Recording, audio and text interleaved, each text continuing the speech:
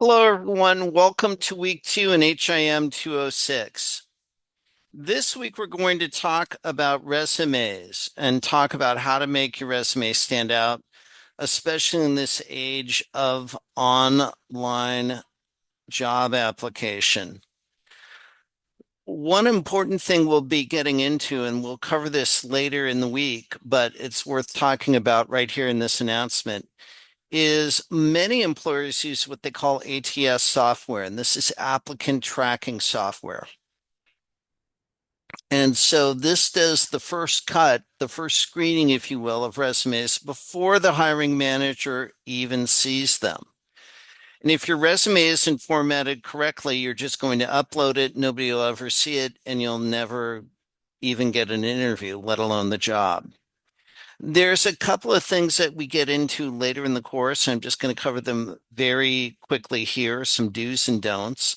You want to make sure that you use standard fonts, Arial, Times New Roman, and keep the formatting simple. Avoid tables. Don't put your picture, your image, or any graphics on it. These can confuse the ATS software, and you won't get the desired outcome of getting called for the interview. Make sure that you use clear section headings like work experience, skills. Personally, I don't like a listing for hobbies. I'm hiring somebody for a job position as a hiring manager. I'm not hiring somebody to do Dungeons and Dragons with or go to sporting events or whatever it is.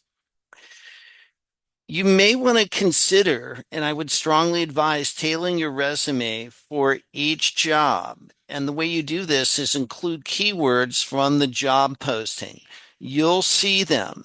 In fact, one hiring manager and HR consultant I know of recommended using the exact wording that is on the posting, even if it's not correct. In other words, use something that says ICD-10 coding versus ICD-10 CM coding, which is actually more correct. Use the language that is on the posting so the ATS software scans it, locates it, and thinks your resume is a match for the job. List any relevant skills and certifications that you have. If you're a CPC, put that. If you have a certificate, put that, especially if it's directly related to an HIM job you're applying for, excuse me. And then, unless the ATS software, and there's several different flavors of these, save it in the latest version of Word, unless otherwise asked for. Some ATS software specifically asks for a PDF, and in that case, you need to follow what they want.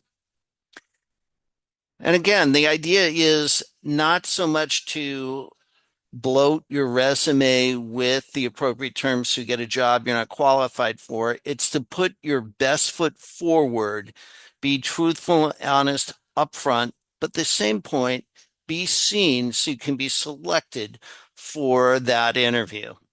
I hope you find this week helpful. Please feel free to stop by office hours if you have any questions, would like any uh, suggestions on resumes. There's so much information out there. Sometimes it's overwhelming, but I hope this high level information that we're providing this week, you find very, very helpful along with the assignments. That's all I have for you. We'll see you during the week. Bye now.